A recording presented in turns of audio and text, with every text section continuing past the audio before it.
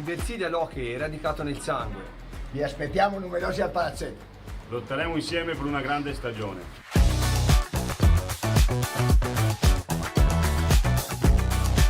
Vi aspettiamo al palazzetto!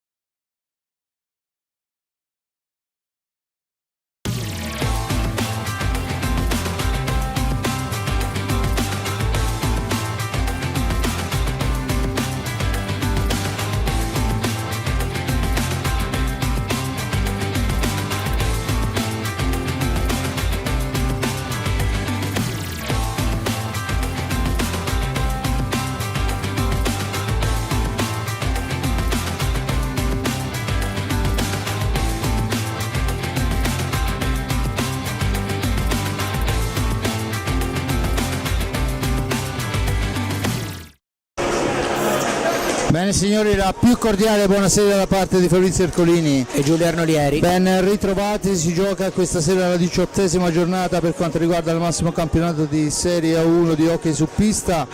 Al Palahockey di Forte dei Marmi si affrontano il Centro Porsche Versilia Hockey Pista Forte dei Marmi contro il TR Chimica Montebello. Formazioni che si sono incontrate giovedì scorso in Coppa Italia per quanto riguarda i quarti di finale. Ricordiamo il risultato 4-0 in favore del Forte dei Marmi, ma come sappiamo benissimo adesso si gioca una gara di campionato, è tutto un altro mondo, è tutta un'altra sfida, è tutta un'altra storia.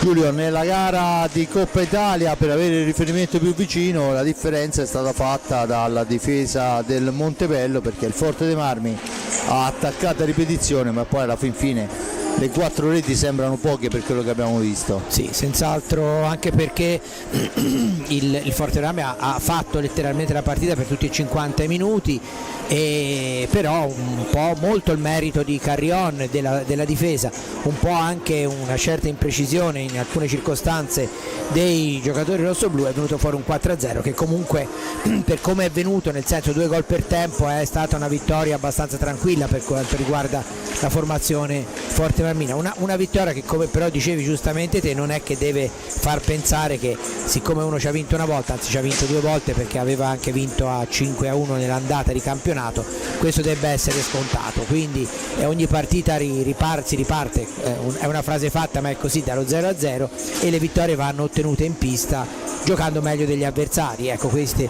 Quindi è chiaro che il Forte dei Marmi, come dicemmo alla vigilia, meglio prima dell'inizio della partita di Coppa Italia, è favorito perché è prima in classifica, perché ha un potenziale nettamente superiore, perché gioca in casa, però questo non vuol dire che abbia già la vittoria assicurata, 3 punti. Quindi vedremo se, anzi a volte proprio l'aver vinto dopo poco tempo prima può provocare magari nelle due squadre reazioni opposte e quindi portare a una partita magari anche più equilibrata. Vedremo. Del resto con il Forte dei Marmi di quest'anno, come sempre succede quando c'è parecchio divario fra le squadre, molto dipenderà dai primi minuti, se la partita si sbloccherà subito a favore dei rossoblù e si incanalerà, chiaro che potrebbe andare in una maniera anche forse più tranquilla rispetto a giovedì. Viceversa, se questo non succedesse, potrebbe venire fuori una partita come nel recente passato il Montebello è stato in grado di fare anche qui a Forte dei Marmi. Bene, allora prima di entrare, mentre vediamo che il Montebello è ancora in pista a fare il riscaldamento, abbiamo iniziato qualche minuto prima per consentire di vedere formazioni e a seguire le interviste dei tecnici pre-partita. Molto interessanti le parole dei 2 tecnici, e iniziamo come si usa fare con la squadra ospite. Terzini, a distanza di pochi giorni dopo la sconfitta per 4-0 in Coppa Italia, quante volte hai rivisto la gara per cercare di correggere gli errori?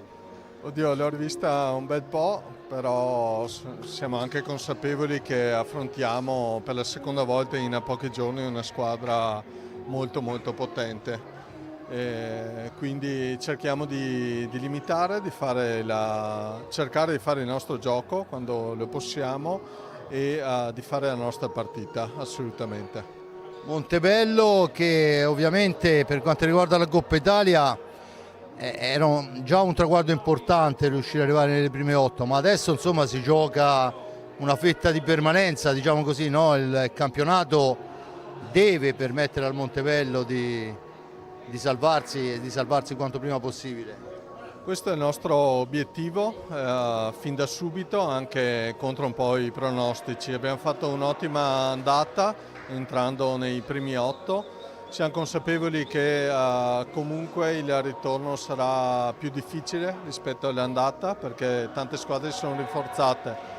Noi stiamo recuperando degli infortuni che non ci hanno permesso di giocare come volevamo nelle partite magari che sembravano fondamentali, tipo contro il Monza e contro il Braganza, che abbiamo perso punti rispetto all'andata. Però contiamo in giro di una decina di giorni di riprenderci tutti quanti e riprendere il percorso positivo che abbiamo intrapreso un po' di mesi fa. Bene, io ti ringrazio, ti faccio gli auguri per il proseguio, una buona partita. Grazie mille a tutti, grazie. Bene, torniamo qua in postazione centrale, abbiamo sentito le parole di mister Zini, parole importanti ovviamente riferite soprattutto a quello che è il proseguio di campionato. Ha detto da sé che insomma sarà una partita difficilissima, però di fatto insomma dovrà cercare di giocarla, ma soprattutto di recuperare tutti gli infortunati che non gli hanno permesso, come abbiamo sentito, di poter sfruttare, così come ha fatto nella prima parte di campionato, la forza della sua squadra. Anche stasera manca un signore come Ipignazar, insomma il capitano della formazione del TR Chimica Montebello, che è un giocatore molto importante.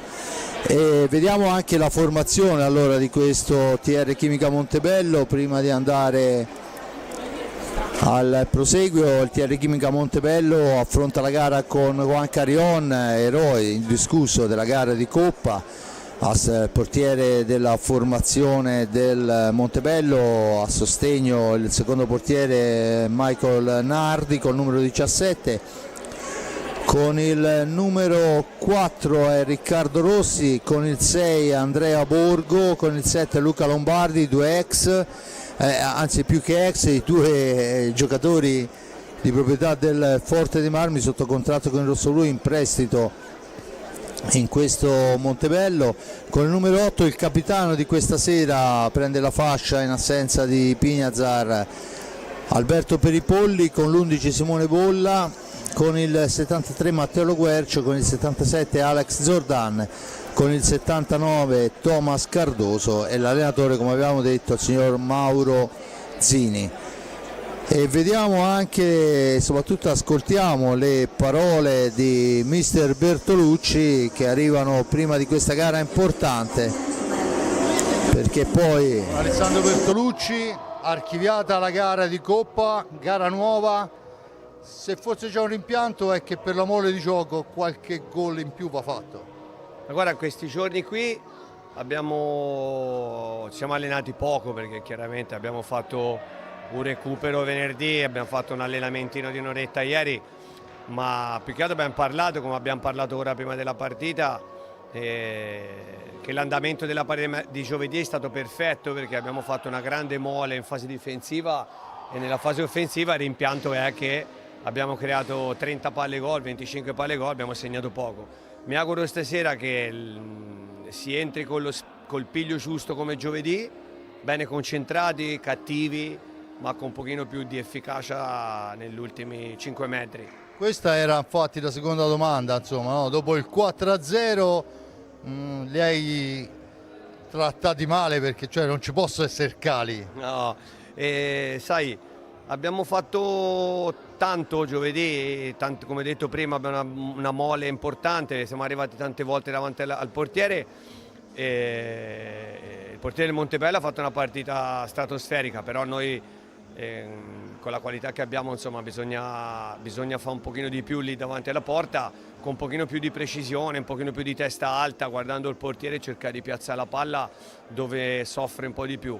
E niente, mi auguro che insomma stasera la partita è importante, perché ci dà quella di giovedì ci ha dato la forza di arrivare alla Final Four. Questa qui ci dà 3 punti che in classifica fanno cassetto.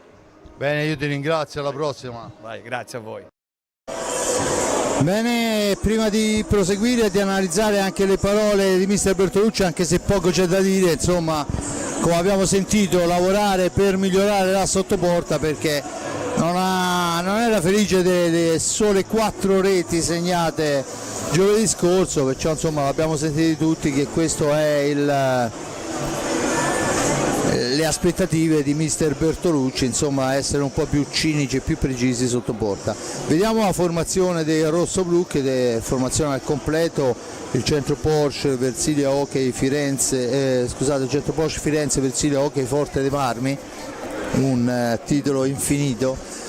Vede in pista il capitano e portiere Riccardo Ognata con il numero 22, a sostegno con il numero 35 Mattia Tahiti, con il numero 5 il bomber Federico Ambrosio, con il 9 Pedro Gil, con il 26 Elia Cinquini, con il 55 Juan Galbas, 57 per Francesco Rossi, 77 per Francesco Compagno, 87 per Francisco Epignazar, con il 99 Enric Torner, l'allenatore, come avevamo detto, Alessandro Bertolucci.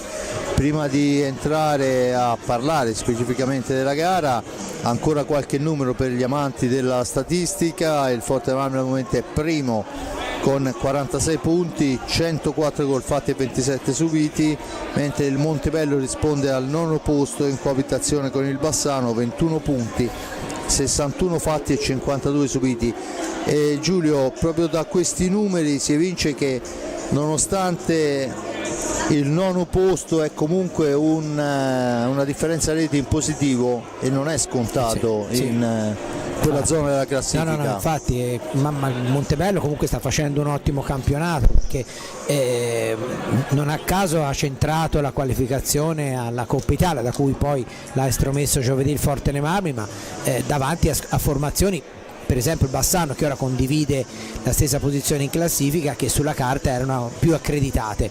Io ho una grande stima di Mauro Zini, che è un tecnico molto capace, emergente, ha fatto bene nel Trissino di Serie A2 qualche anno fa, e anche nell'impatto con la Serie A1 sta facendo bene, con una squadra che è sicuramente ben attrezzata, ma è chiaro che insomma ce ne sono di altre molto più quadrate, in più dovendo fare, come in questa situazione, anche a meno di una pedina importante come Patrizio Pinasar, che ex del centro giovani è un giocatore fondamentale proprio per la fase difensiva. E nonostante questo, comunque, ne abbiamo parlato prima, la fase difensiva per Carrion, ma anche per gli altri, contro il Forte dei Marmi giovedì è stata certamente positiva.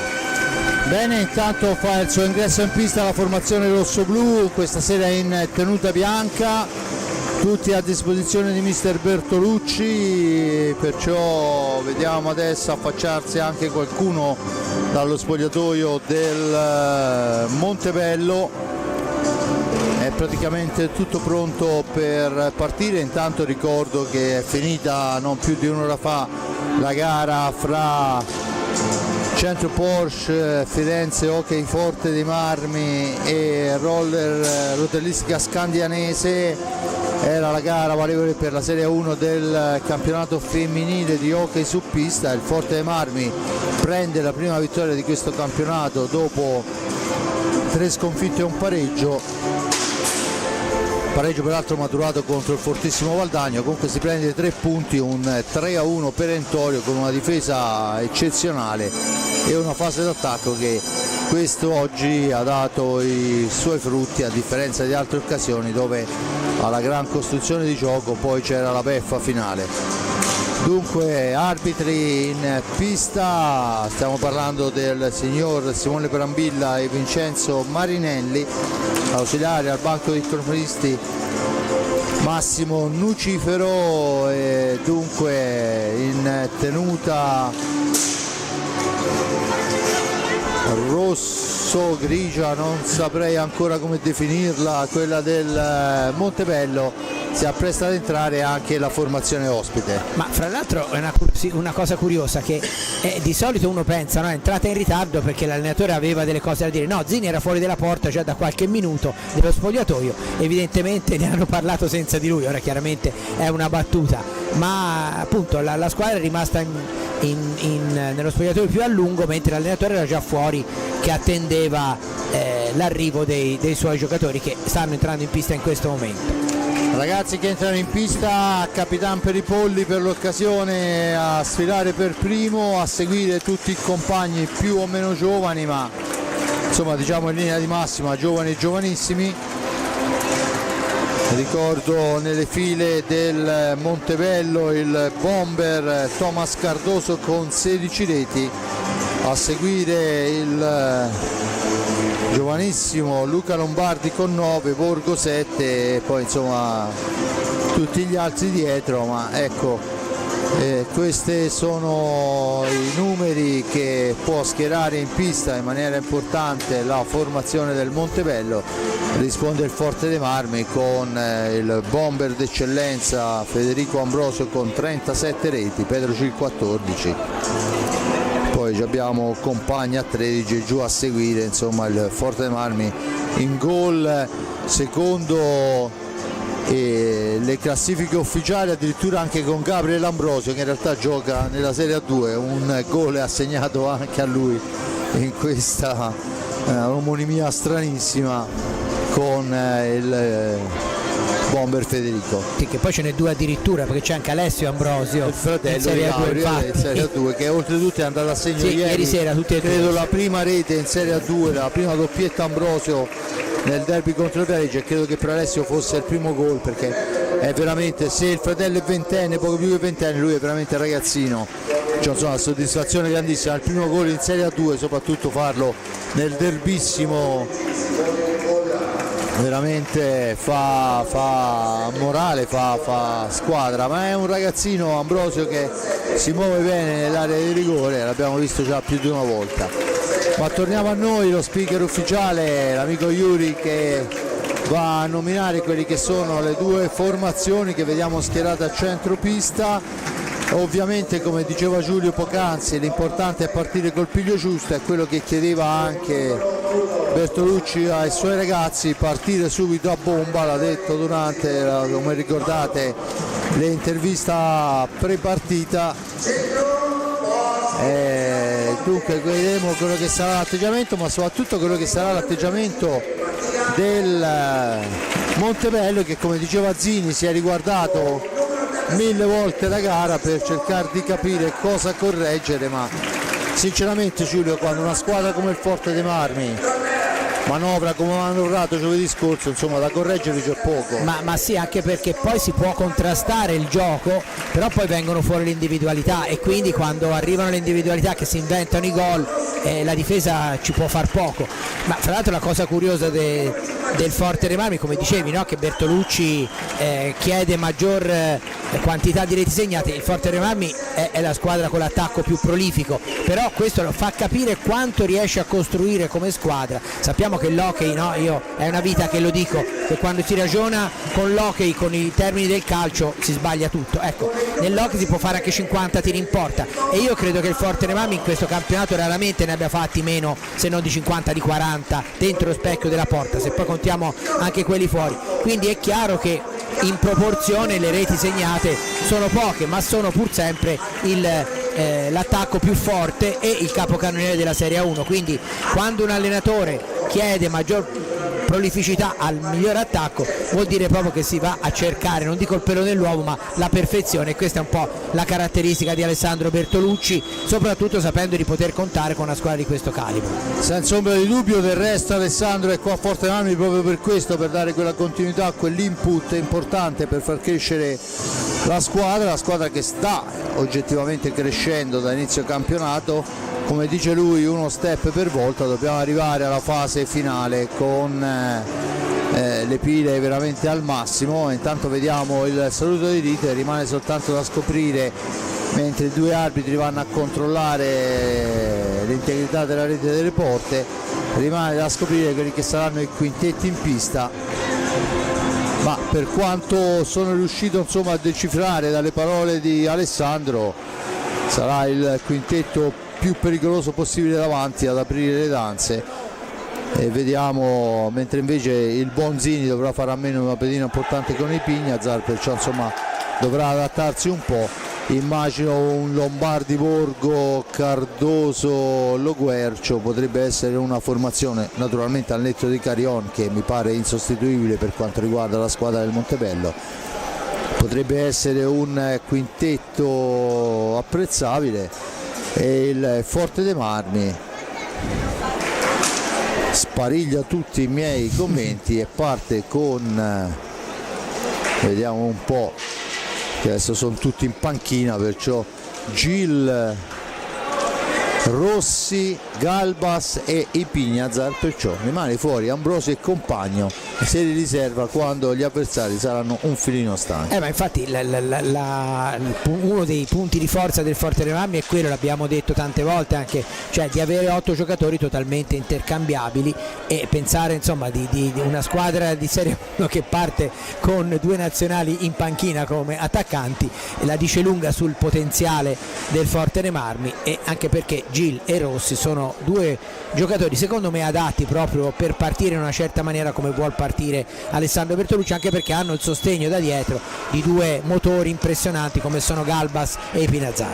Ho toppato anche dall'altra parte, c'è Zordan in pista, io avevo messo lo Guercio, avevo dato un po' più di profondità alla formazione del Montebello. Di fatto le squadre giocano con Lombardi sulla sfera, deve battere dal vertice basso alla sinistra alla destra di Riccardo Ognata, e per Cardoso sfera all'indietro Zordan con il numero 77, Cardoso in profondità, Lombardi mantiene il possesso di sfera, poi però deve superare la guardia di Pignazar che gli impedisce la profondità.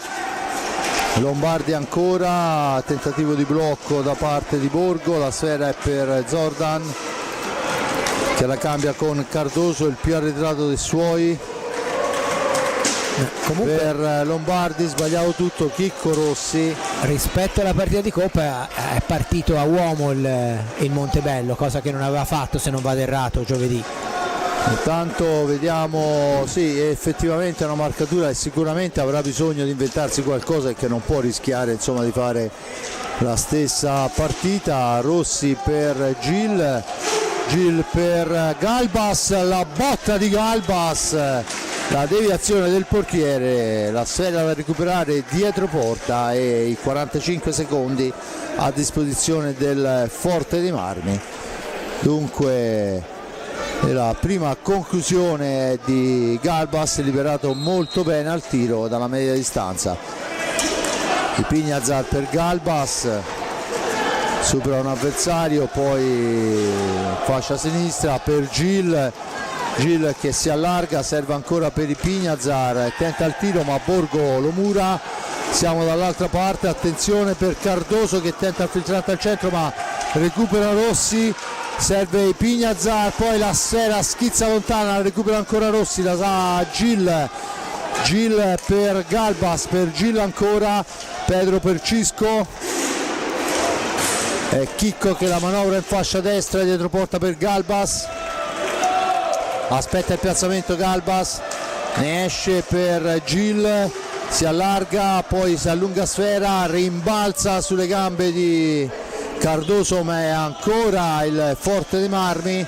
Una manciata di secondi per la conclusione, missile, poi in giravolta ci prova Chicco Rossi, il missile era di Galbas che impegna oltre misura il portiere Carion. Si lotta all'angolo, il primo fallo è a carico del rossoblu, lo commette Chicco Rossi su Luca Lombardi, compagni lo scorso anno. Punizione battuta, Cardoso in possesso di pallina, attaccato da Gil, Cardoso cerca di andarsene ma è costretto a girare sui propri passi, dall'altra parte per Luca Lombardi che va alla conclusione, il tiro è violento ma non preciso e dunque il Forte Marmi può rimpostare l'azione d'attacco. Galbas, Pignazar per Chicco Rossi, dietro porta per Gil, deve uscire Gil, lo fa dalla fascia lontana, poi il servizio è per Galbas, da questi a Rossi, l'incrocio fra i due, Rossi attaccato, la serve a Gil che entra in area, si gira Gil, va alla conclusione, poi Rossi, la traversa di Chicco Rossi a portiere sdraiato, sfortunato, ma ancora Pignazar. Gioca in un fazzoletto Galbas, Pignazar per Gil, tentativo di filtrante, Sfera che si impenna sull'intervento difensivo, Galbas in possesso di pallina nello stretto per Gil, ancora per Galbas, per Chicco Rossi nell'angolo, cambiano posizione i due, i Pignazar ci prova la posizione defilata, niente da fare, recupera Sfera, una manciata di secondi alla fine dell'azione rosso-blu. Chicco Rossi parte da lontano, il blocco di Gil, ci prova Rossi, lo scontro con Cardoso, l'arbitro dice che si può proseguire, ne esce Lombardi. Se ne sono andati 4 minuti con Borgo in possesso di Sfera, cerca di andarsene a Chicco Rossi, riesce a metterla al centro per il gol, azione travolgente di Borgo. L'appoggio è per Zordan, se non vado errato, esatto, eccolo là, il numero 77, fa 1-0 per il Montebello. Come dicevamo Giulio, 1000 occasioni, ma poi sì, ma del resto lo sport in generale, l'hockey in particolare è quello, no? E quindi una partita che è iniziata in modo e subito il pareggio di Galbas è iniziata comunque in modo diverso rispetto a quella di Coppa. All'1-0 il Jordan risponde praticamente, eccolo qua il passaggio del missile sul primo palo a mezza altezza, risponde praticamente dopo 7 secondi, perciò 4-0-2 il vantaggio del Montebello, 4-0-9 Giorgio Galbas fa 1-1 e si gioca con la Sfera che schizza lontana, recupera Chicco Rossi che supera Borgo, serve Gil cerca di ingannare il portiere, non gli riesce. C'era un fallo su Gil, è stato bloccato sulla stecca al momento del tiro, ma era difficile da vedere. Intanto è Lombardi che avanza, cerca il passaggio al centro, niente da fare, i Pignazar recupera la Sfera per Rossi, il tentativo di filtrante per Galbas, Lombardi rimposta per Borgo, il gol segnato da Zordan è tutto segnato dal giocatore ma costruito da Borgo, grande azione di Andrea. E adesso il Forte dei Marmi fraseggia con Gil per Galbas, Sfera che rimane lì, Galbas ci prova una mano e ancora il portiere a fermare, poi caparbiamente Giorgio Galbas se la lotta, poi commette fallo, dice l'arbitro, il fallo di squadra a carico del rossoblu è il numero 2, chiesta la distanza dal numero 77 Alex Zordan, autore della rete del vantaggio momentaneo, era più che mai momentaneo visto che ha durato soltanto 9 secondi, scusate 7 secondi. Attenzione a Cardoso che ha un varco, Gil va a intercettarlo, Cardoso ancora, il blocco di Borgo, poi la Sfera rimane lì, la prende i Pignazar per Gil, cerca il passaggio preciso nell'angolo, Sfera che si impenna, l'arbitro poi assegna un fallo di squadra a carico del rossoblu che salgono così a quota 3. Intanto si alza dalla panca Fede Ambrosio, Lombardi la mette in profondità per Cardoso ma Galbas lo ferma, i Pignazar, Gil per Chicco Rossi che per un non nulla non arriva all'appuntamento, attenzione si distende il Montebello con Cardoso, poi il tentativo di filtrante di Lombardi, per Lombardi di Borgo è fuori misura, ancora Gil al centro per la corrente Ipiñazar, che però non trova l'impatto, e siamo già dall'altra parte con Pedro Gil che adesso va alla botta e impegna severamente il portiere. Gil, che in questo inizio di gara non ha provato tanto spesso il tiro, ma ha costruito delle sfere importanti. La palla per Zordan, 18:05, Cardoso in possesso di sfera, in profondità per Lombardi, che poi sbaglia tutto, cerca di recuperare la sfera, ma era stato lasciato, Giulio, sì, completamente solo, sì. Alessandro Bertolucci è distratto un attimo perché parlava con Compagno, e Ambrosio si è girato e ha tirato un'occhiataccia al reparto arretrato. Compagno che fa il suo ingresso in questa gara, Francesco Compagno, dietro porta per Galbas, tentativo di passaggio, la sfera che giunge a Compagno, da lui a Ipiñazar, bisogna uscire, Ipiñazar lo fa fermandosi al limite dell'antigioco, poi l'appoggio è per Galbas, bisogna recuperare i secondi, lo fa Galbas con il filtrante al centro, niente da fare, Zordan in possesso di pallina, l'arbitro fischia i 45 e assegna la sfera al Montebello. Intanto fuori Lombardo, dentro lo Guercio, 17-11 alla fine, 1-1 il risultato, 3 falli per il rossoblu, a quota 0 Montebello, con Cardoso che porta l'insidia. Sfera all'indietro per Zordan, che adesso dovrà uscire dalla zona buia e preferisce trattenere sfera e non rischiare un passaggio lungo. Dentro Torner, fuori Ipiñazar, fuori Chicco Rossi, dentro Ambrosio, praticamente cambiati 3/4 di squadra. Vediamo che anche Ambrosio fa il suo ingresso nella partita al pari di Torner che si allarga, la cede a Ambrosio, c'è il fallo per la carica di Torner sul portiere, la punizione assegnata al Montebello. In realtà era stato bloccato l'imposizione dalla difesa, lui magari forse non ci voleva neanche stare, senza ombra di dubbio, nella lunetta. Questo è quanto ha letto l'arbitro.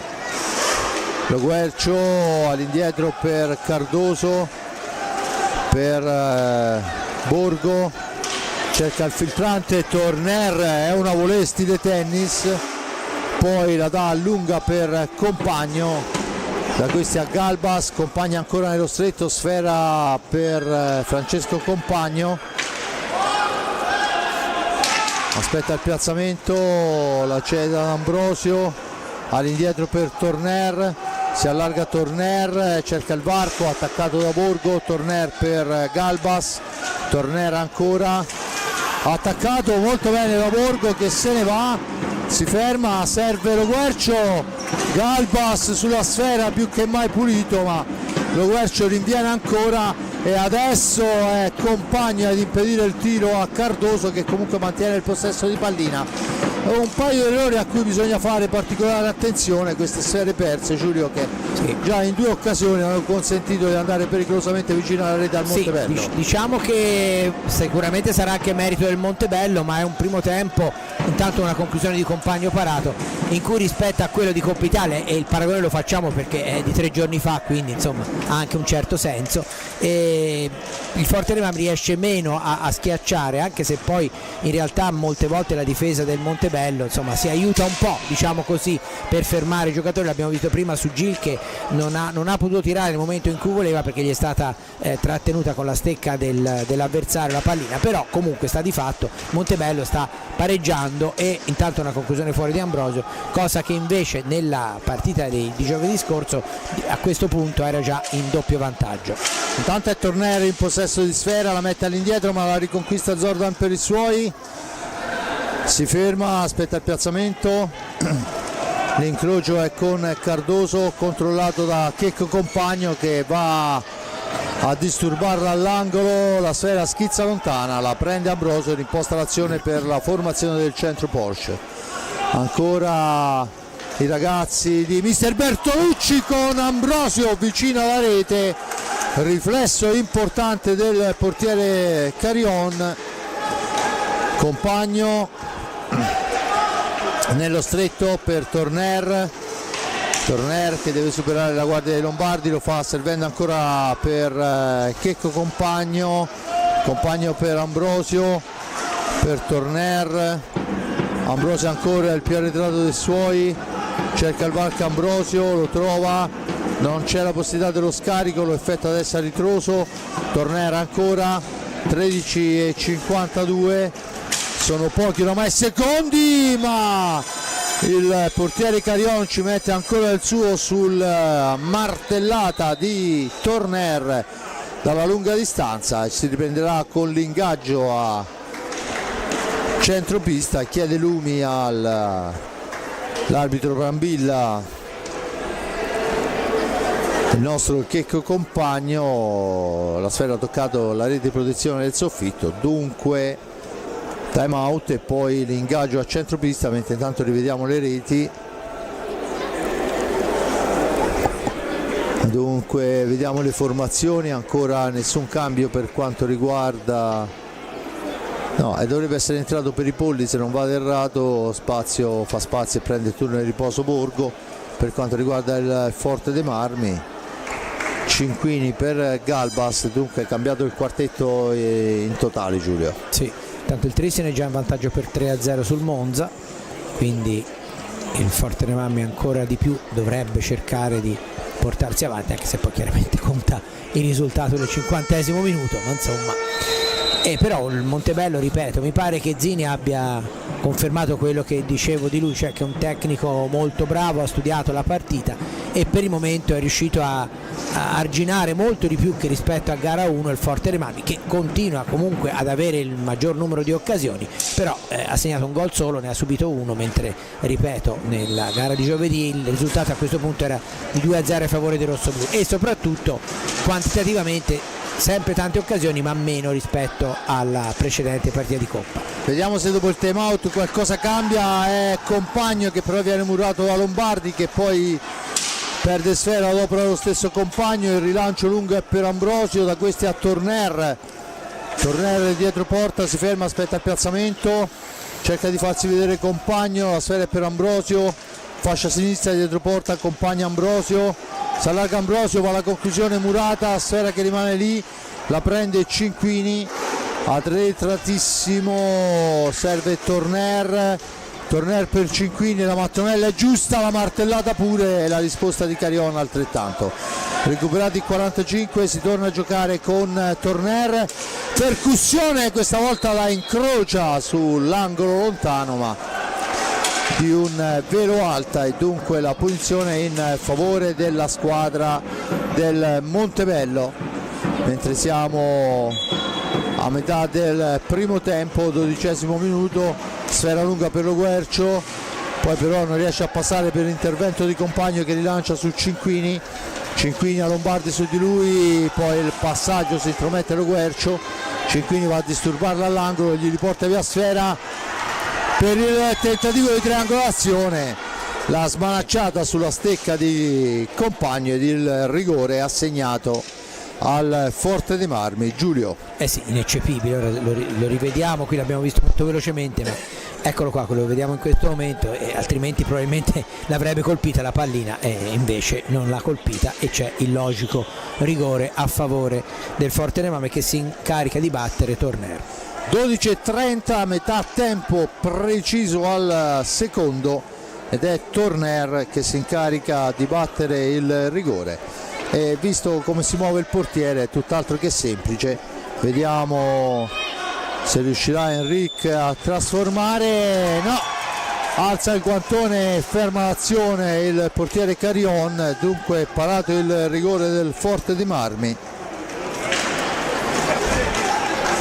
E adesso Compagno, il tentativo al centro, Ambrosio non ci arriva per un millimetro, ma è ancora il Forte dei Marmi con Torner. Compagno per la spizzata di Ambrosio, sfera che rimane addosso al portiere. È un Forte dei Marmi dopo il time out, Giulio, che mi pare un po' più convinto davanti, decisamente più veloce, molto più frequenti la possibilità di liberare l'uomo davanti alla porta. Poi è chiaro che c'è un affollamento tipo ore di punta, però è chiaro che insomma continuando così le possibilità di segnare aumentano, poi c'è comunque da metterla dentro. Senza ombra di dubbio.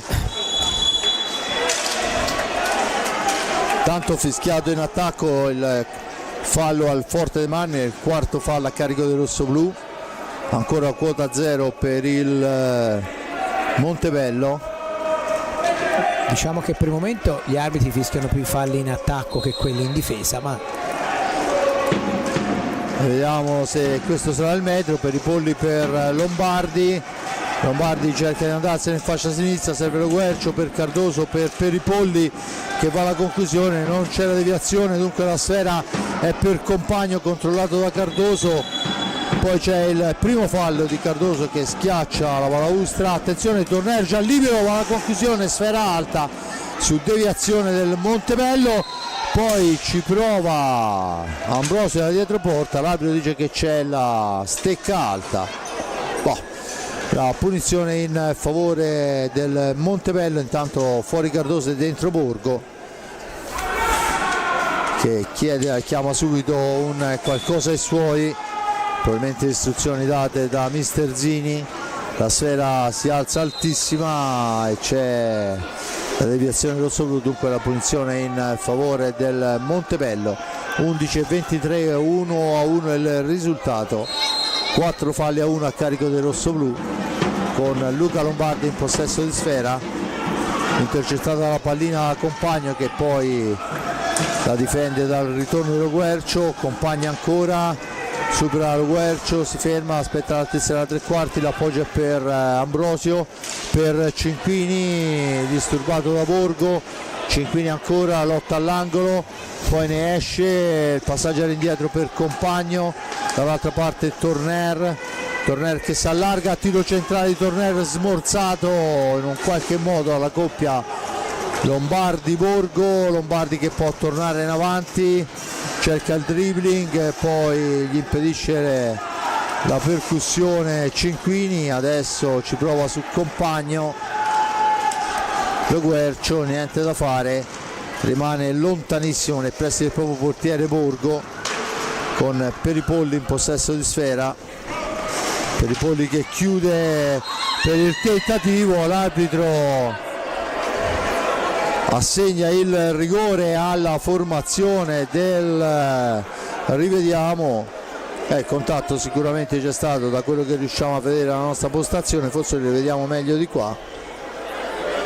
Sì, il contatto c'è stato, poi che sia stato così terribile è un altro discorso. Di fatto rigore dato al Montebello. E adesso sembra lo stesso Lombardi incaricarsi. Rigore affidato a Lombardi, adesso tocca a Riccardo Ognata emulare il diretto avversario quando se ne sono andati 14:40.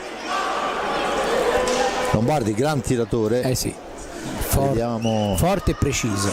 Lombardi contro Riccardo Ognata, il tiro, la risposta, la sfera rimane lì per Lombardi che poi cerca di schiacciare un'alzata, non gli riesce. Siamo dall'altra parte con Compagno che va a conclusione, che dà l'illusione della rete, in realtà la sfera è finita fuori. Dunque un rigore per parte, tutti e due falliti. La sfera adesso è per Cinquini. Cinquini cerca il filtrante al centro che non riesce, sfera che rimane lì, sparata lontana. Lombardi, il tiro di Lombardi, c'era lo Guercio solo dall'altra parte, non se ne avvede il giocatore. Torner per Cinquini che poi in giravolta cerca di servire Ambrosio, niente da fare. Forte dei Marmi che torna alla manovra, ma di fatto il risultato è fermo sull'1-1 quando mancano 9:29. La sfera è per Torner, tentativo ancora murato, poi la pallina recuperata da Torner per Cinquini. Cinquini che va al tiro che si ferma addosso al portiere Carion, non può intervenire per la deviazione Ambrosio. Fuori Lombardi, turno di riposo dentro Zordan, autore della rete del vantaggio iniziale del Montebello. Battuta, ci prova subito Torner sulla palla riconquistata dal Forte dei Marmi, non riesce nella deviazione. Cinquini ancora, la cambia per Compagno, tentativo di filtrante di Compagno che non riesce, ma c'è Ambrosio a recuperare pallina per i suoi, la serve per Torner. Forte dei Marmi che martella nella zona del portiere, ma di fatto un po' per la fase difensiva, un po' di imprecisione, ancora niente è successo, ancora un tiro dalla media distanza smorzato dall'avversario.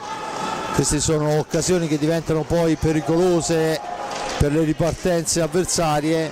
Adesso ci prova in giravolta, niente da fare, Cinquini, il tiro murato ancora dallo Guercio, sfera alta, la punizione in favore del Forte dei Marmi. Il signor Marinelli che fa cenno a Zordan che la sfera era alta e l'ha alzata lui. Compagno e Torner, Cinquini dietro porta per Ambrosio. Praticamente tutti i giocatori sono in area di rigore del Montebello, rosso-blu e bianco-rossi. Al centro ancora un tentativo che non riesce, ancora Compagno! Ed è Compagno che questa volta trova il diagonale a mezza altezza. Rivediamo perché è stato un tiro decisamente importante. Sì. Rivediamo l'azione, Torner per Ambrosio e rimane là, la gira per Compagno. Ancora Torner per Compagno e 2-1 Giulio. Sì, gran gol importante e soprattutto segnato con un tiro al volo, perché come forse ci saremo tutti resi conto, è molto difficile riuscire a fare 3 passaggi in fila nell'area del Montebello, che chiude veramente molto molto bene. Intanto è Ambrosio che manovra per lo stesso Checco Compagno, che prova a ingannare il portiere uscendo dalla porta, niente da fare, la sfera lunga per Peripolli, la recupera ancora Cinquini. È rimposta l'azione d'attacco lo stesso Cinquini, dietro porta Cinquini, si fa tutta la pista, aspetta il piazzamento, trova Torner, Compagno, ancora per Torner, Compagno ancora, 7:20 alla fine, la sfera è per Cinquini, Cinquini che filtra sfera per Torner. Torner ancora, supera un avversario, la indirizza bene, ma c'è lo spalla del portiere Carion a impedirgli il gol. Ancora Francesco Compagno per Torner, dall'altra parte Ambrosio. Torner la mette in profondità, ma Zordan in anticipo sul nulla, perché poi ancora Compagno dopo il tocco di Cinquini per il tentativo di triangolazione. C'era forse un fallo su Cinquini, una trattenuta, l'arbitro dice che si può proseguire e ci prova Borgo di prima attenzione, passa al lato, la recupera Torner, la porta in avanti, Torner la serve a Ambrosio che ci prova senza pensarci un attimo, trova il portiere e allora Cardoso, ma la sfera rimbalza lontana. Compagno per Cinquini, poi al momento del tiro di Cinquini c'è l'aggancio sulla stecca, c'è il blu per Cardoso, giusto, da regolamento sacrosanto. Sì. Quindi si riprenderà dopo il time out chiesto da Alessandro Bertolucci con un tiro diretto per il Forte dei Marmi, che se sfruttato potrebbe consentire alla squadra di Alessandro Bertolucci di andare in doppio vantaggio, e sarebbe chiaramente la prima volta, anche perché il 2-1 è il primo vantaggio del Forte dei Marmi. È una partita decisamente diversa da quella di giovedì, ma del resto è difficile che, anche se le squadre sono quelle, vengano partite in fotocopia, e infatti il Montebello è riuscito a organizzare forse meglio la difesa, qualche tiro in meno del Forte dei Marmi, qualche imprecisione in più, qualche appunto intervento difensivo in più del Montebello hanno per il momento mantenuto la partita sui binari di una relativa parità, perché ora il Forte dei Marmi è in vantaggio e vedremo fra l'altro chi sarà l'incaricato. Sembra Compagno, perché gli altri stanno già prendendo posto nella zona dell'area di porta del Forte dei Marmi. Dovrebbe essere Compagno, che comunque è sempre lì ad ascoltare le direttive di Bertolucci. Vediamo un po'. Vediamo intanto dalle altre piste Bassano in vantaggio, in pareggio, scusate, 1-1 con il Follonica, ammesso che ci si possa fidare di questi numeri visto che danno un Forte dei Marmi Montebello sull'1-1, in realtà sappiamo benissimo che è 2-1 per il Forte dei Marmi, il 4-1 di Trissino sul Monza, tutto questo nel primo tempo. Vediamo dunque Compagno contro Carion, se Checco riuscirà a sfruttare l'occasionissima che gli piove addosso al 18:47. Ricordo il blu a Cardoso che è andato praticamente a strappare stecca all'avversario, a bloccarla per il signor Brambilla, Simone Brambilla, pronto al fischio. A controllare dall'altra parte c'è Vincenzo Marinelli, fischio dell'arbitro, porta sfera Compagno, mamma mia, proprio per il soffio riesce a superare il portiere ma poi non la tira dentro la porta, e adesso il Forte in pista con Rossi che andrà a mettersi là davanti, Gil, Compagni e Torner. C'è questi 2 minuti che poi in realtà sono 1 minuto e 40 di superiorità numerica. Ancora Gil per Rossi, cerca il filtrante al centro, Compagni ancora ci prova, niente da fare ancora Carion, ancora Compagno per Torner, per Gil, per Rossi, Gil ancora, Torner per Compagno, per Torner, per Gil, la sfera per il tiro, il gol di Compagno da posizione defilata, fa un gol alla squadra veramente di prima intenzione, un gol da bomber, sì, perché è pressoché perfetta l'azione. Eccolo qua, Gil, incrocio Gil Compagno, coppia terribile in questo caso. Dunque il 3-1 non arriva sul tiro diretto ma arriva su superiorità numerica quando sono passati 19:41, e ancora Compagno che segna la doppietta personale. Veramente Giulio un gol costruito e fatta alla grande. Sì, ma anche perché l'abbiamo già visto, no? Anche l'altro tiro, cioè quando la cosa migliore è puntare sulle conclusioni al volo, perché impediscono alla difesa di piazzarsi quando invece c'è il passaggio e vedono appunto il movimento dei giocatori avversari. Lì, come nell'altra occasione, Compagni è stato bravissimo a prendersi la responsabilità di provare il tiro al volo e a fare centro molto bene, fra l'altro. Oltretutto in una posa plastica che mi ricordava molto uno dei grandissimi del passato, che adesso allena squadre ma all'epoca segnava gol. Ancora Cisco, era tanto, c'è l'occasione, era proprio il movimento classico del Pino Nazionale, che quando vedeva una pallina che danzava da una qualche parte la tirava verso la porta. Ancora il Forte dei Marmi con i Pignazar per Compagno, Compagno per i Pignazar. Alle volte le faceva quasi da sdraiato quelle cose lì, Marcella? Sì, vabbè, non voglio fare confronti, ci mancherebbe altro, ma vabbè. Insomma la posa era quella classica del tiro al volo da quella posizione. Ancora Gil in possesso di sfera, cerca lo scarico, lo trova sui Pignazar che potrà girare sfera indietro per Compagno che supera un avversario, poi arriva al limite dell'area dietro porta, cerca l'ingresso in area, la cede per Chicco Rossi che poi va al tentativo che non riesce, e scadono i 45 secondi, dunque 45 secondi di attacco non sfruttati dai rossoblu. A 3:54 il risultato di 3-1, gol di Zordan e pareggio dopo soli 7 secondi di Galbas.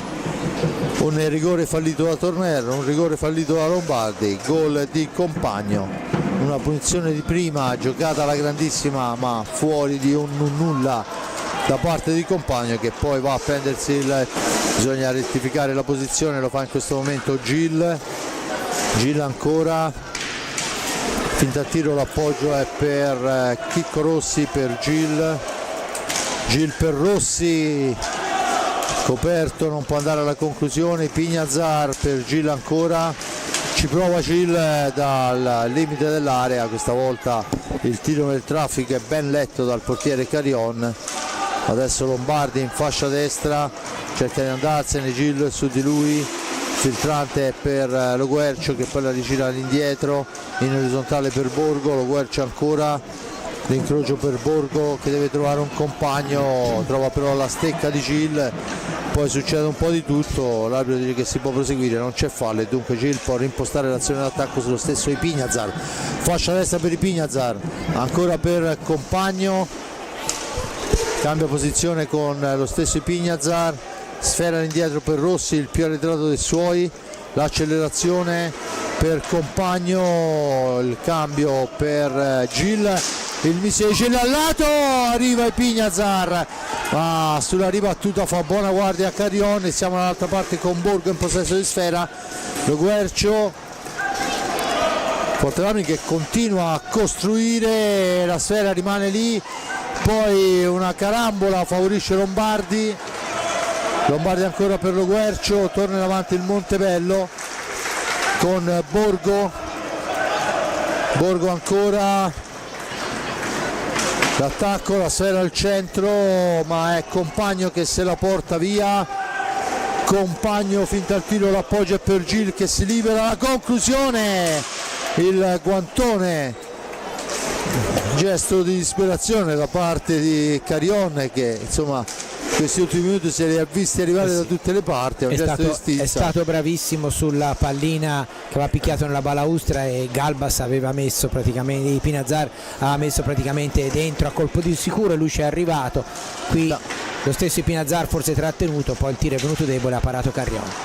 Intanto la sfera persa, 2 contro 1 per Lombardi che però non trova la deviazione vincente, su di lui va Ipignazar che gli porta via sfera, la serve a Compagno, 1-0-6, Compagno in solitaria per Ipignazar, ancora per Compagno, sporcata quel tanto che basta da Lo Guercio per salvare i propri compagni, gira adesso in percussione, l'appoggio è per Chicco Rossi, una manciata di secondi alla conclusione, sfera all'indietro, Compagno, poi Borgo si intromette nella fase offensiva del rossoblù e dunque a 40 secondi può tornare avanti il Montebello che ricorda è sotto per 3-1. Luca Lombardi per Lo Guercio, ancora Lo Guercio in orizzontale per Zordan che va alla conclusione, che però passa abbondantemente al lato. A 24 secondi se la gioca il Fortebrami, chiesto il time out da parte di mister Zini, 16 secondi alla fine, Montebello che torna in avanti e può dunque sfruttare l'ultimo tiro a 9 secondi, tentativo di filtrante per Lombardi, non riesce, 3 secondi, finisce a terra, c'è la punizione in favore del Montebello, 2 secondi alla fine c'è il time out che era stato chiesto un minuto e mezzo fa, sì. Ma di fatto Giulio ormai andava fatto da regolamento. Bertolucci ha qualcosa da dire al signor Marinella che lo richiama, anche Rossi ha qualcosa da dire, per il momento non è stato richiamato. Comunque un'azione praticamente che si era svolta sotto la tribuna, che non ha trovato Bertolucci d'accordo sulle decisioni dell'arbitro, le proteste di Bertolucci e il richiamo, il warning se vogliamo dirlo in inglese, per l'allenatore rossoblù. Fortebrami quindi che sta portando a compimento il primo tempo con un 3-1 che, come quasi sempre diciamo, non rispecchia il numero di occasioni che i rossoblù hanno ottenuto. Di fatto, se finirà così, sarà lo stesso margine della partita di Coppa Italia, là era 2-0, qui è 3-1. Nel mezzo, diciamo così, le due partite si sono sviluppate diversamente, il Fortebrami ha creato di più, però ha anche concesso qualche occasione in più, non particolarmente eclatante, però insidiosa, soprattutto nelle ripartenze, e ha fatto lavorare forse un pochino meno Carrion, che comunque ha salvato varie occasioni, più appunto c'è il tiro diretto e il rigore non trasformati, eccetera eccetera. Bene, riprendiamo, mancano 2 secondi alla fine, potrà soltanto cercare di ingannare Riccardo Agnata sul primo palo con il tiro, Lo Guercio e Lombardi sulla sfera, prova a metterla al centro, finisce il primo tempo sulla difesa del rosso-blu. Ricordo il risultato 3-1, apre Jordan 4-0-2, dopo 7 secondi 4-0 pareggia Galbas, rigore parato da Carion a Torner, rigore parato da Agnata a Lombardi, Compagno segna il 2-1 su bella conclusione in tiro di prima, poi sul tiro diretto Compagno fa tutto bene ma la mette fuori, Compagno ancora onnipresente questa sera, segna il 3-1 su deviazione vincente, tiro di prima intenzione secco e duro alle spalle del portiere. Si chiude il primo tempo, il mio grazie ai commenti dell'amico Giulio Arnolieri. Della ripresa della parte tecnica ci affidiamo come sempre a Giuseppe Nardini, il re dei bottoni Simone Polacci in regia, da parte di Fabrizio Ercolini al momento è tutto, ci prendiamo qualche minuto di pausa e ci sentiamo per il secondo tempo.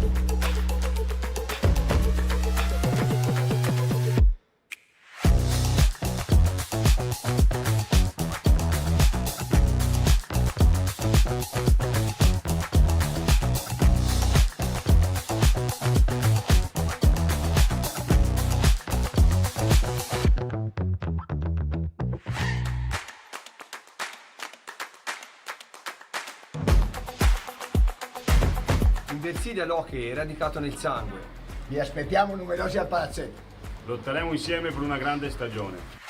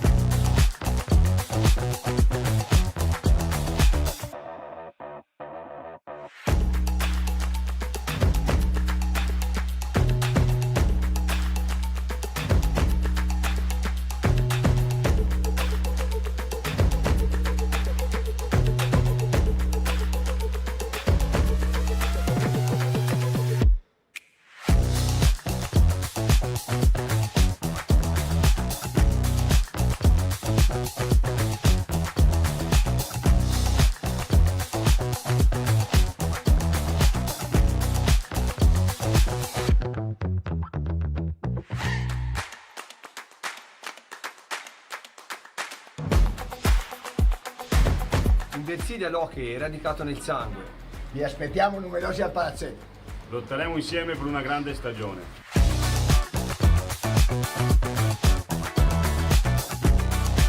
Vi aspettiamo al palazzetto.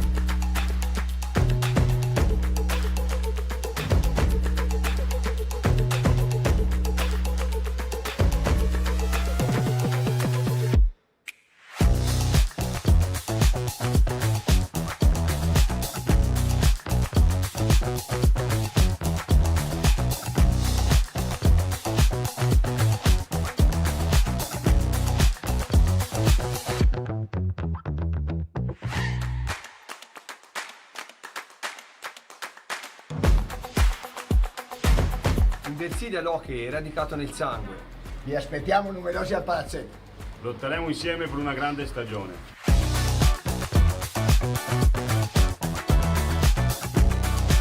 Vi aspettiamo al palazzetto.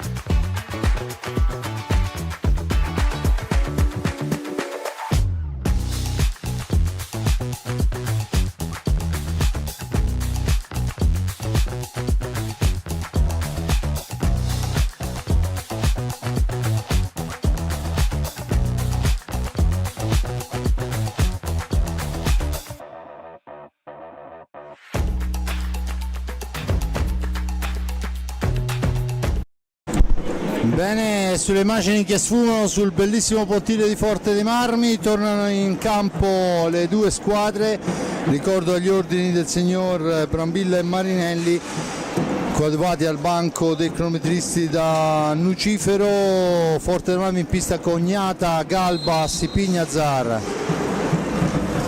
Compagno e Ambrosio che va subito vicino al gol, dall'altra parte Carrion, insostituibile Borgo per i polli Lombardi e Cardoso, Compagno in possesso di sfera, subito un'occasione spizzata di prima attenzione da parte del nostro Ambrosio, la sfera è lunga per Cardoso che viene smorzato dalla stecca di Compagno, la recupera Pignazar.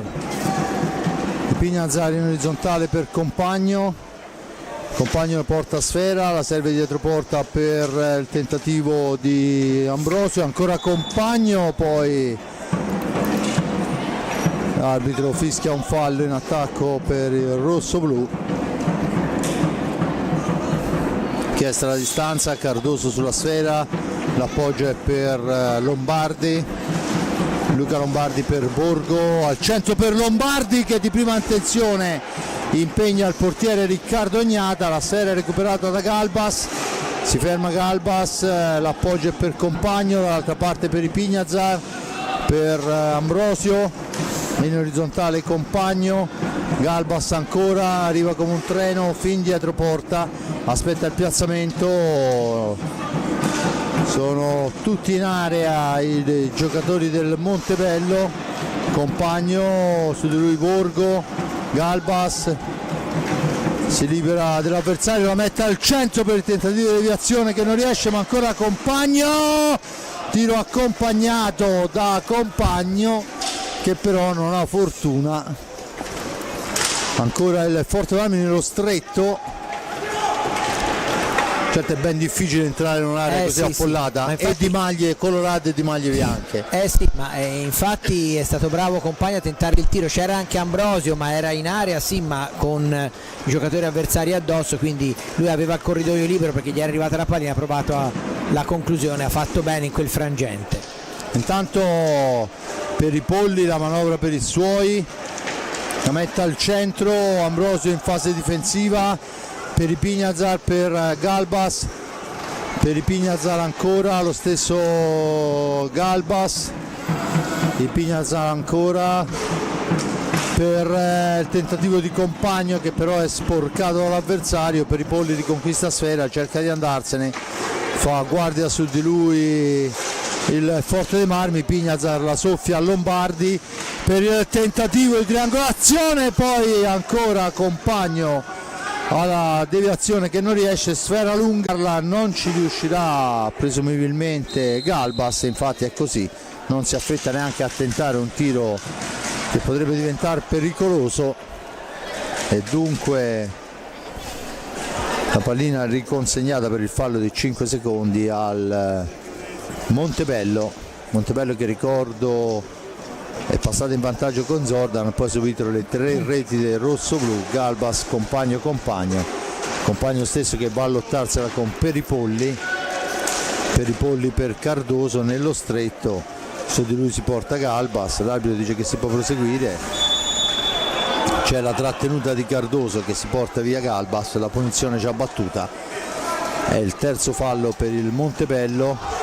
Ambrosio con il fisico Cardoso gli impedisce la conclusione, Ipignazar per Compagno, per Ipignazar ancora, cerca e trova Galbas in profondità, l'appoggio è per Compagno che addomestica la sfera, Cardoso su di lui alla balaustra, ne esce Compagno, poi torna sui propri passi, ancora Compagno, chiuse le linee di passaggio, dunque la deviazione per il tentativo di schiacciata di Ambrosio fermato dal portiere, ma questa volta un'ottima occasione, un buon intervento del portiere, attenzione a Peripolli, il varco, ma lì c'è Ipignazar in coppia con Galbas, sono diventati per l'esperto giocatore insuperabili, sfera all'indietro, Compagno la rigira, poi va a prendersi il turno di riposo dentro Gil dopo 4 minuti e 15 secondi dall'inizio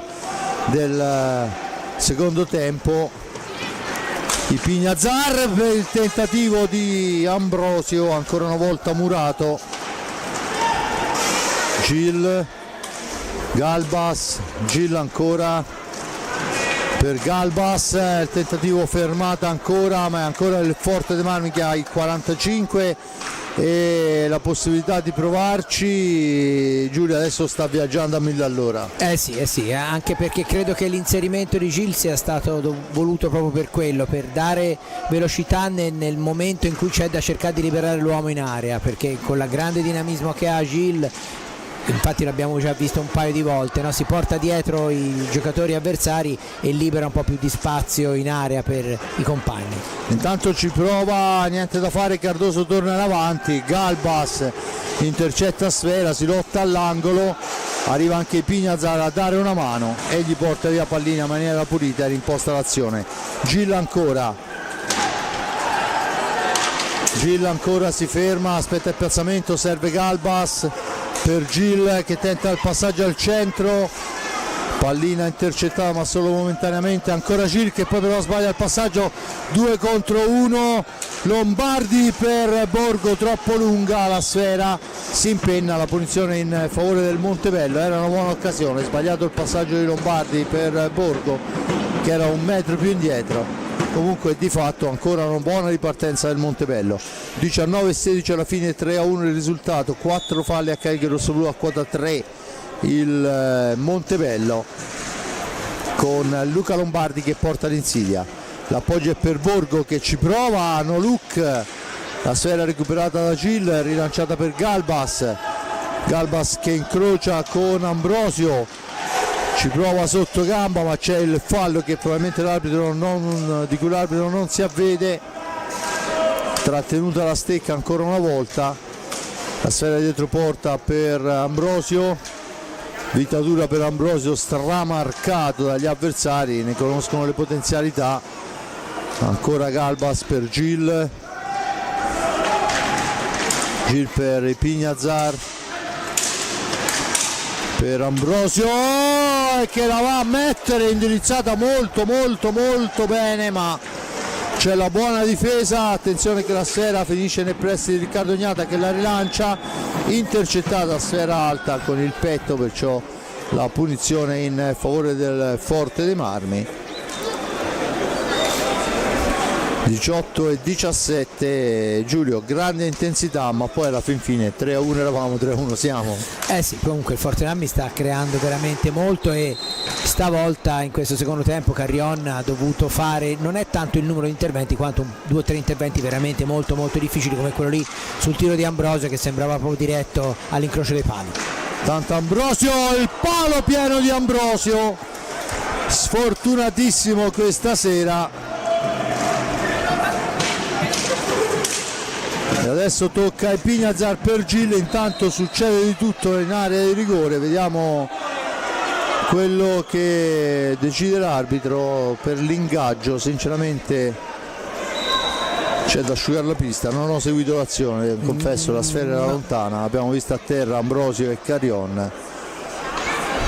Comunque l'arbitro decide per l'ingaggio, sì, perciò quindi non c'era fallo di nessuno, semplicemente si è fermato il gioco, via.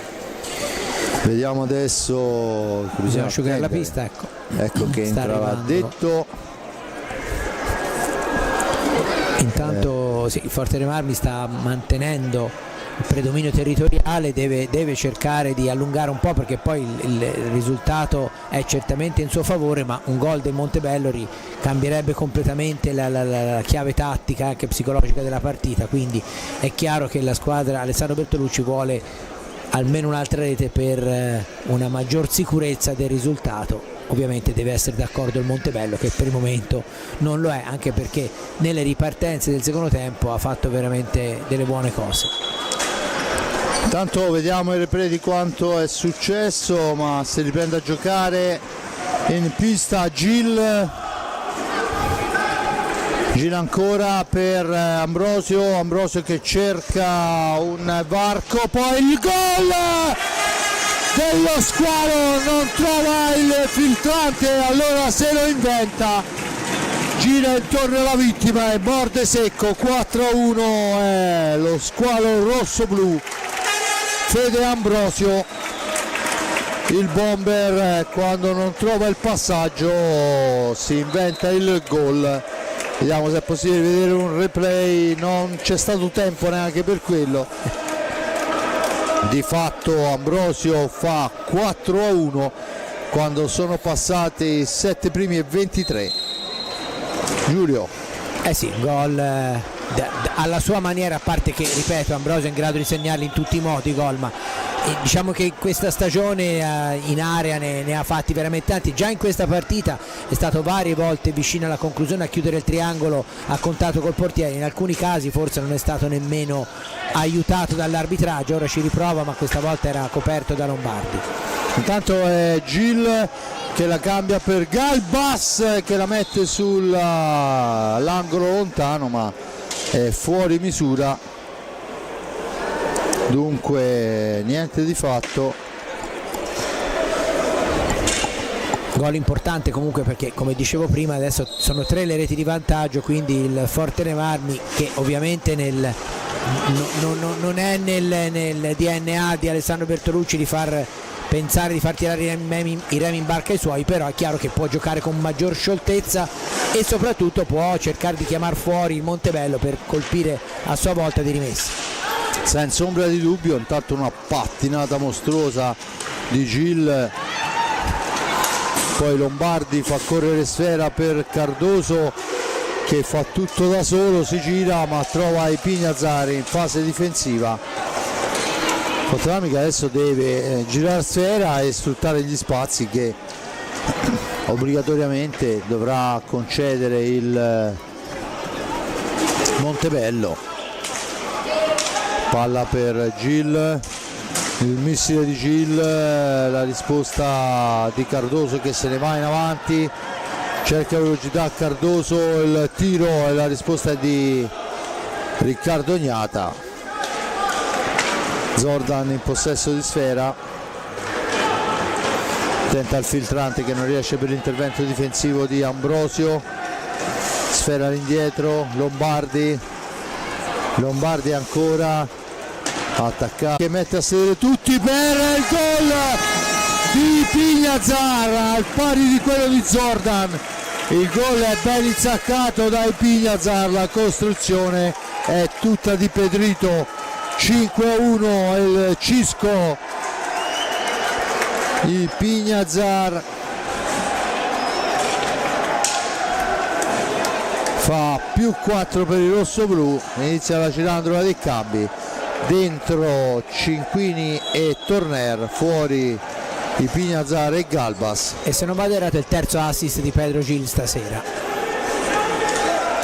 Dunque al 10° minuto la sfera è recuperata ma solo momentaneamente da Cinquini, Lombardi per i suoi, per Cardoso, per Zordan, ancora Cardoso, la cambia con Lo Guercio, attaccato, sfera all'indietro, Zordan tenta il tiro sulla ribattuta, però succede un po' di tutto, c'è la punizione in favore del Montebello. Chiesta la distanza, bisogna attendere il fischio dell'arbitro, il signor Marinelli si avvicina alla zona di battuta, scusate, il signor Brambilla, Marinelli è l'arbitro al limite che adesso sta curando praticamente l'accoppiata Cinquini-Lo Guercio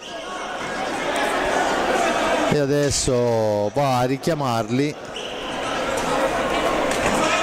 tutto pronto. Lombardi per Carion che scusate per ho detto una bischerata per Cardoso, ma siamo già dall'altra parte con Gil, tenta il tocco morbido Torner, ma ancora un passaggio di Gil fatto col contagiri, poi Lombardi va a rovinarsi la vita da solo su Torner, Gil per Torner, per Cinquini, per Ambrosio, Gil ancora, Ambrosio, incrociano i due, la sfera è per Gil, scusate, per Ambrosio, per Cinquini ma sfila lontana, dunque Cardoso la può mettere al centro per nessuno se non per Ambrosio che va a recuperarla. Ambrosio si ferma, la serve a Torner, intanto fuori Gil e dentro Chicco Rossi, Gil che ha dispensato sfere e palle impressionanti, ci prova adesso Cinquini, rimane lì ma poi ne esce Cardoso, 3 contro 1, Lo Guercio, l'uscita di Riccardo Gnata, si riparte subito con Cinquini, il missile, il gol, Elia Cinquini strameritato per tutto il lavoro che spesso è buio e oscuro ma che è importantissimo. Giulio, gran gol veramente, eccolo qua, lo rivediamo, c'era già comunque pronto Ambrosio, ora lo vediamo da questa posizione che è migliore, violentissimo il tiro, Carrion intuisce ma non riesce a trattenere, un classico gol di Elia Cinquini, di quelli alla sua maniera dalla distanza, neanche poi tantissima, ma soprattutto di grande intensità il tiro. Dunque 6-1 E, insomma, il Forte dei Marmi rispetta le direttive di Alessandro Bertolucci, sfrutta di più le azioni. È la stranezza di questo sport, no? Un primo tempo in cui il Forte dei Marmi aveva chiuso con lo stesso vantaggio di gara 1, ma diciamo forse con un predominio magari meno evidente, un pochino meno evidente, e un secondo tempo invece in cui ha preso il largo più di quanto non avesse fatto, almeno per il momento nel punteggio, in gara 1, perché siamo già a 5 gol di scarto. Tanto 4 falli per il rossoblu, a quota 3 il Montebello, fermi da un bel po' di tempo questa specifica classifica. Adesso è Zordan, Cinquini su di lui, lo va a pressare fin nei pressi della propria area. Intanto ancora il fallo per i 5 secondi, Ambrosio, Rossi, Torner, Cinquini, per i Polli Borgo, Zordan, Lo Guercio, ancora per Cinquini che si ferma, l'appoggio è per Torner che cerca il piazzamento, Chicco Rossi per Torner, per Cinquini ancora che la fa correre, Sfera che rimbalza lontana, la prende Chicco Rossi, si gira, aspetta il piazzamento, è nell'angolo, cerca un compagno in appoggio, lo trova in Ambrosio che poi si va a riprendere i 45, va a far toccare Sfera al portiere da posizione defilatissima, poi la mette al centro per Rossi, ancora Ambrosio per Torner, l'accelerazione di Torner al centro per Ambrosio che tenta la deviazione, Sfera che finisce fuori dal rettangolo di gioco, la punizione in favore del Montebello.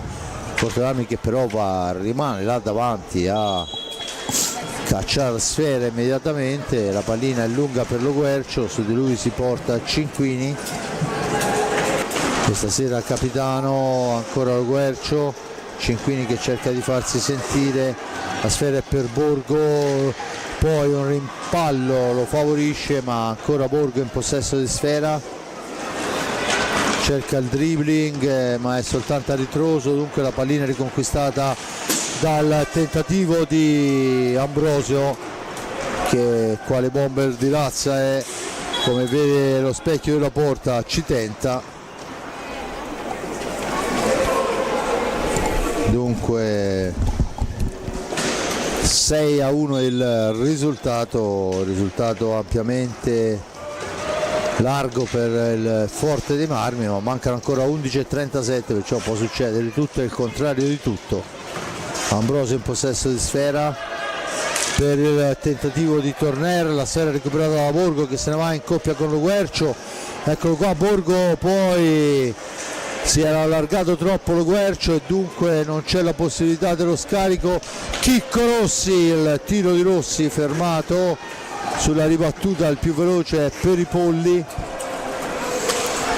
che poi cerca di liberare ma interviene Torner, l'arbitro dice che non c'è fallo per i Polli, per Zordan che però era sbilanciato, non arriva la deviazione, dunque manovra il TR Chimica ma si difende il centro Porsche e c'è adesso l'ingaggio per la trattenuta a sponda fra Zordan e Cinquini. Tanto c'è il time out chiesto da mister Zini. 10:50 alla fine, 6-1 il risultato, apre Zordan al quarto minuto, dopo 7 secondi Galba spareggia, poi il 2-1 di Compagno, il 3-1 nel corso del primo tempo ancora di Compagno, nel secondo tempo Ambrosio Pinizar Cinquini fa 6-1, 4 falli a carico del rossoblu. Anche perché è chiaro che il Montebello insomma capisce che bisognerebbe proprio che il Forte Marmi cominciasse a tirare nella sua porta insomma per far cambiare drasticamente il risultato. Questo non vuol dire comunque che la squadra di Zini non ci abbia provato anche in precedenza, diciamo che forse rispetto a giovedì scorso, tanto continuiamo a giocare su questa sponda della partita giocata nella stessa pista delle stesse squadre 3 giorni fa, ha creato qualche occasione in più il Montebello, in effetti una rete l'ha anche segnata, quindi, però è chiaro che insomma alla lunga poi il divario si vede, no? Perché comunque sia, fra l'altro il Montebello ha anche un giocatore in meno di esperienza per i cambi, lo ricordiamo, Patricio Pinazar, e quindi è evidente che col passare del tempo, mentre il Fortenomami continua a giocare su quel ritmo lì perché gli uomini li ha sempre freschi, il Montebello qualche giocatore un po' più affaticato finisce per averlo, e anche quello fa la sua differenza, unito poi chiaramente al tasso tecnico. Questo è il motivo per cui insomma stiamo arrivando al decimo, al termine, con il Fortenomami che colpisce un palo e poi la pallina carambola sulla schiena di Carrion, sfortunato in questa circostanza. Sfortunato era stato Ambrosio al momento del palo, questa volta sfortunato è Carrion, la pallina entra in gol e il gol comunque è di Ambrosio. Ambrosio fa 7-1, dunque a 10:25 dalla fine è Ambrosio che allarga ulteriormente il risultato. 7-1, Cardoso per Borgo, insieme a loro ci sono in pista Peripolli e Loguercio, Cinquini che porta a sfera, Ambrosio autore dell'ultima rete, Chicco Rossi e Torner ancora, Torner all'indietro per Cinquini, poi non tenta il tiro, la deviazione di Ambrosio che però non arriva per l'intervento di Cardoso in fase difensiva. Ambrosio che parte da lontano. È comunque impressionante la regolarità di Ambrosio nelle segnature, praticamente il marchio ce lo mette sempre, in un modo o nell'altro, in coppa, in campionato, c'è sempre. Tanto doppietta anche questa sera e va vicino alla tripletta. Grande intervento difensivo e c'è la sfera alta, ancora Ambrosio in possesso di sfera, è un Fortenomami indiavolato. Io pensavo facessero girare sfera per farle allargare, niente da fare, sempre là la pressione. Sfera all'indietro Cinquini, del resto questo è il DNA di questa squadra dopo l'arrivo di Alessandro Bertolucci. No, ma è chiaro che insomma quando si gioca a questi livelli l'intensità è fondamentale, poi è anche difficile. Intanto un'altra conclusione di Cinquini su cui Carrion che si arrabbia con la sua difesa, ma mi pare poverini che ci abbiano poche colpe, è stato bravo Cinquini a trovare il corridoio, e se ora insomma c'è qualche sbavatura difensiva credo che ne abbiano ampia giustificazione i giocatori del Montebello. Comunque dicevo, quando una squadra è abituata a giocare in questo modo e ha soprattutto la ricchezza di giocatori che quando entrano sono sempre freschi, è evidente che è quasi inevitabile che la squadra giochi così. Intanto prende un turno di riposo Ambrosio, in pista accompagna autore di una doppietta, sfera per Chicco Rossi per Torner, punta l'avversario, lo supera, mette il filtrante al centro, ma è un 2 contro 1 Borgo Cardoso, lì però diventa un 2 contro 2 perché Riccardo Gnata allarga il cosciale, dice di no. Cinquini per Compagno a Chicco Rossi ancora all'indietro per Torner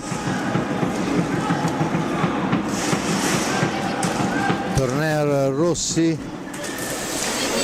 per Compagno per Cinquini in giravolta, sfera alta, sinceramente non mi sembrava così alta, ma comunque l'arbitro assegna la sfera al Montebello che però la spreca subito. Torner per il tiro alla traversa di Cinquini, anche lui mette il timbro sul palo oltre che nel tabellino dei marcatori. Chicco Rossi, Torner, Compagno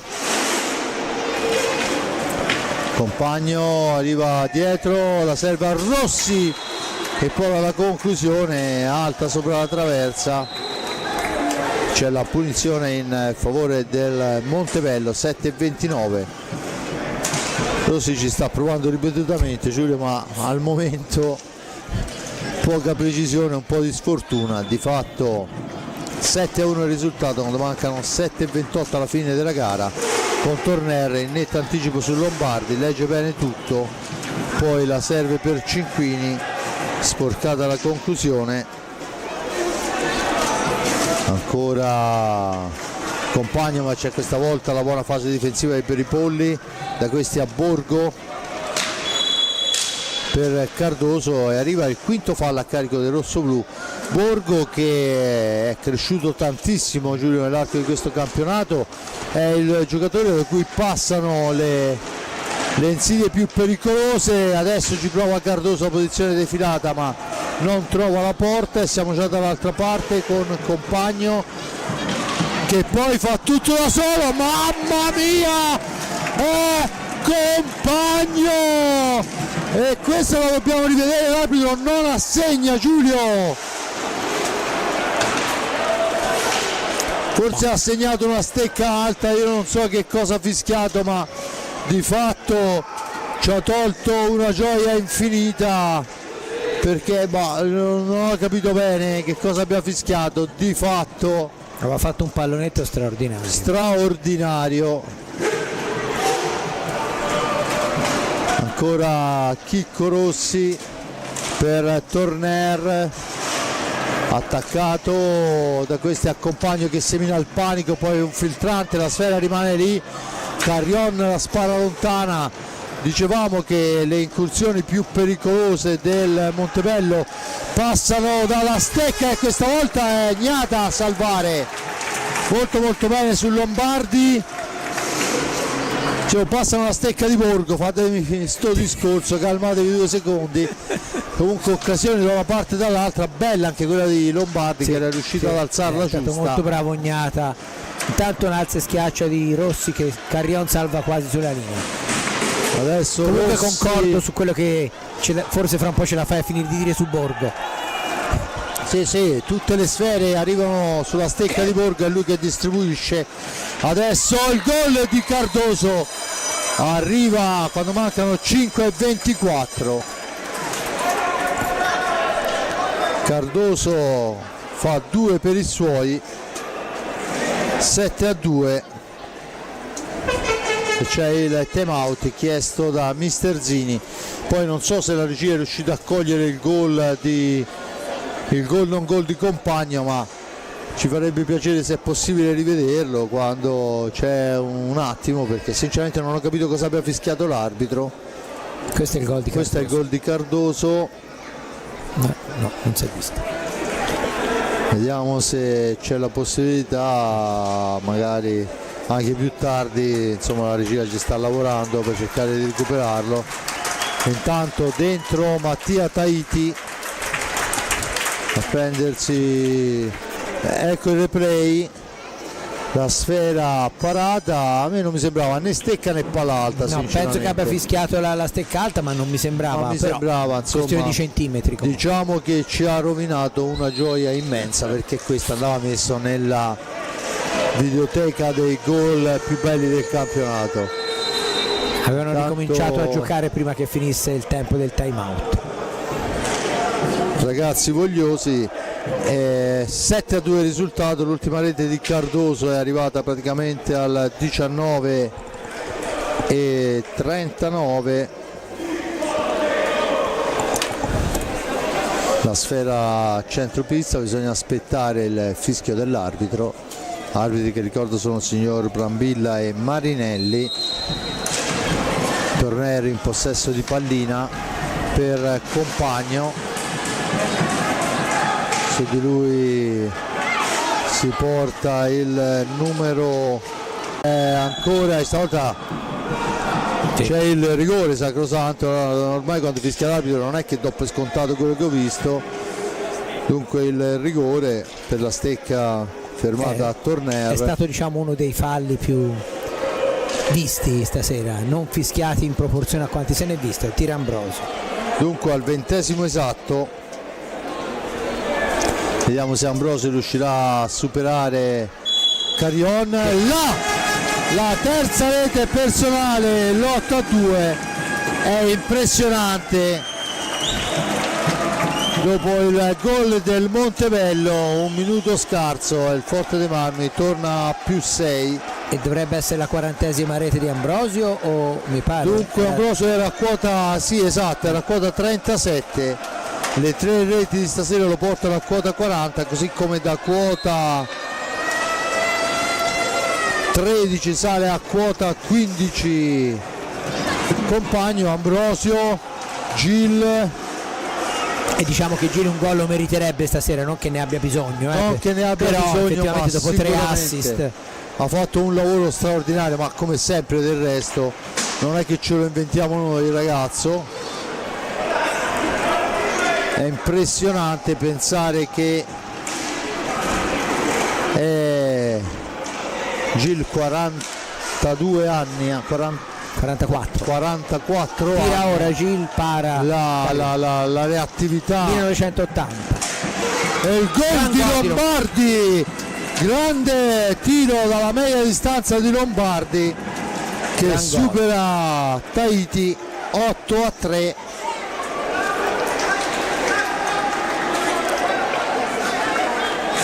è un gol alla Lombardi, perché senza ombra di ne ho dubbio visti far parecchi anche negli e anni arriva scorsi. dopo 40 secondi del rigore di Ambrosio. E comunque si vede chiaramente che sono saltati gli schemi, diciamo così, ormai si gioca più che altro per l'orgoglio personale, no, dei vari giocatori. Ecco Gil con parata di maschera di Carrion. Dunque accorcia ancora, è ancora Borgo che può smistare sfera su Bolla,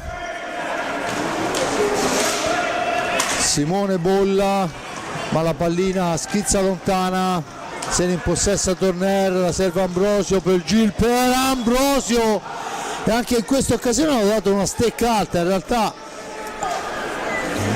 non teneva la sfera all'altezza del petto, non so qual è il parametro di riferimento. Dunque tentativo per la spizzata che non riesce, la sfera di Cinquini che voleva far ripartire a 1000 all'ora Gil, è lunga, Gil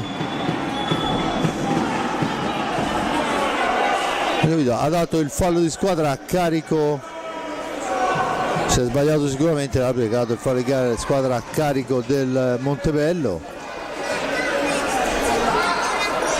Esatto, ha sbagliato a segnalare il fallo di squadra, ci stava tutto, l'irruenza di Gil che non vorrebbe mai perdere neanche, non solo il risultato, ma neanche una pallina.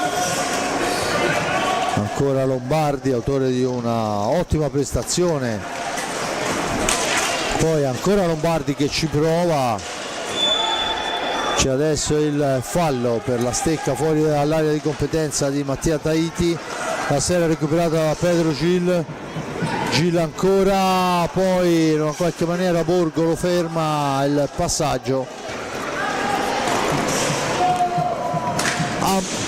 Ci prova a Torner, sfera alta e l'arbitro dice che si riprende con la punizione.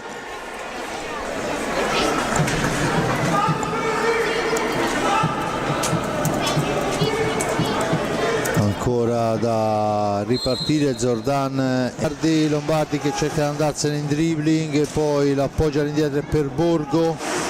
L'accelerazione di Borgo, cerca un compagno, non trova nessuno, Torner la smista per Cinquini che cerca l'appoggio per Gil ma si intromette Zordan, ancora lui, Cinquini va a disturbarlo, gli impedisce lo scarico veloce, poi cerca di allungare Sfera che è facile preda di Gil che la rigira subito dall'altra parte per quello che doveva essere un'azione spettacolo, ma molto bravo Carrion a fermare veramente da Gil all'altra parte, praticamente da angolo ad angolo, tentativo di Ambrosio di prima intenzione, niente da fare. Ancora Torner, Cinquini doppietta personale e sigla la nona rete rosso-blu.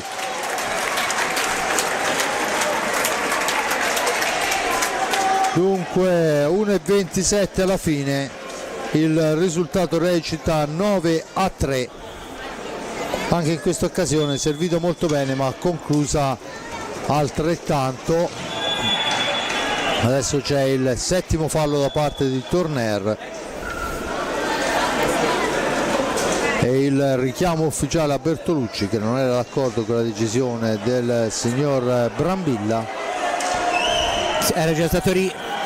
Secondo richiamo, perciò c'è il cartellino blu. Sì. E credo che devo andare in panca puniti e deve uscire un giocatore. Deve uscire un giocatore, perciò questo minuto e 23. A sacrificarsi è ovviamente Ambrosio, dei 3 in pista. E il Forte dei Marmi chiuderà l'incontro in inferiorità numerica e con... No, non c'è il tiro diretto perché il gioco era fermo chiaramente, però di fatto è inferiorità numerica con Torner e Cinquini a difesa della porta e prevedo un Gil a impazzare a tenere sfera. 1:20 Lombardi per Cardoso, per Lombardi ancora, Cardoso, Lombardi al centro per il tentativo di bolla, ma c'è l'intervento di Ignata, poi il fallo dello stesso scusate, di Tahiti, poi il fallo dello stesso Bolla, e dunque la sfera è lunga e Torner fra 2 avversari, ancora lui si porta a spasso tutta la difesa, la cambia con Cinquini, la fa viaggiare per Gil, la serve a Cinquini che non va alla conclusione. Gil, Cinquini ancora per Gil, dall'altra parte si intromette Lombardi, la sfera lunga per Bolla, Gil su di lui, ancora Torner che la riconquista, possibilità del 2 contro 1, Gil si ferma, serve Cinquini, mamma mia, e ancora Lombardi si intromette, porta avanti sfera, si ferma, aspetta il piazzamento, serve Cardoso, 14 secondi, erano 2, via, era 1 minuto e 30 la superiorità, il tiro sfera che si impenna, Torner la recupera e morta là, finisce 9-3 per il Forte dei Marmi, tripletta di Ambrosio, doppietta di Cinquini, doppietta di Compagno e poi il gol di Pignazzari, il gol di Garbas, insomma tutti a segno, grande partita, serviva un risultato tondo e soprattutto serviva di fare le reti che non abbiamo visto giovedì scorso. Il Forte dei Marmi ci riesce, questa volta ci riesce bene, risultato 9-3. Non era scontato comunque, anche se è chiaro che la superiorità c'è, però in altre circostanze la squadra di Bertolucci aveva magari incontrato qualche difficoltà, soprattutto per come era iniziata stavolta, perché era iniziata con il gol immediato quasi degli ospiti, poi c'è stato importantissimo il pareggio subito dopo, poi il primo tempo è rimasto non particolarmente in disequilibrio, diciamo così, poi nel secondo tempo è chiaro che è venuta fuori la superiorità tattica e tecnica soprattutto del Forte dei Marmi, la panchina lunga eccetera eccetera, e quindi il risultato è questo, però ripeto è chiaro che è rispettato il pronostico, ma non sempre i pronostici vengono rispettati e il Forte dei Marmi ha il grosso merito di averlo fatto rispettare anche in questa circostanza, in un momento in cui fra l'altro è alle viste la trasferta di Barcellona e poi la trasferta di Valdagno, tutt'altro che facile, sembra incredibile, ma dopo le trasferte di Coppa c'è sempre la trasferta di campionato per il Forte dei Marmi, però intanto è arrivata quella che, se non vado errato, è la 16ª vittoria in 18 partite giocate di Serie A1, poi c'è stato un pareggio, quello di Bassano, e una sola sconfitta, quella di Trissino. Il Trissino è ancora imbattuto in Serie 1, ma il Forte dei Marmi è ancora capolista. Grazie e buona serata.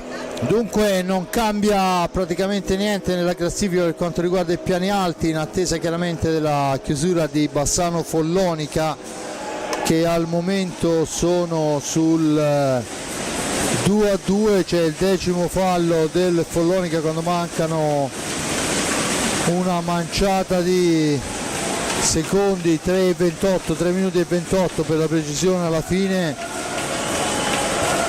Il tiro diretto di Bassano che segna il 2-2, dunque quella è una gara che poi andrà seguita. Per quanto riguarda gli altri, vincono le prime della classe, dunque vince anche il Forte dei Marmi, un 9-3 perentorio sul Montebello. Bertolucci aveva chiesto più reti sono arrivate. Se c'è da fare un applauso speciale, io direi che Pedro Gil questa sera veramente ha fatto il diavolo a 4. Per quanto riguarda il Montebello, ancora Carion che va a fermare molte incursioni. Dunque da parte di Fabrizio Ercolini al momento è tutto, un grazie all'amico Giulio Arnorieri, lo lascio al pezzo che potete leggere domani sulla Nazione, la pagina sportiva della Versilia, un grazie all'amico Giuseppe Nardini per le riprese della parte tecnica, a Simone Polacci per la regia e per tutto quello che riguarda pulsanti e bottoni. Da parte di Fabrizio Ercolini è tutto, i nostri ragazzi adesso viaggeranno alla Volta di Barcellona, a seguire, come ha detto Giulio, la Volta di Valdagno. Noi ci sentiamo la prossima in casa, olè.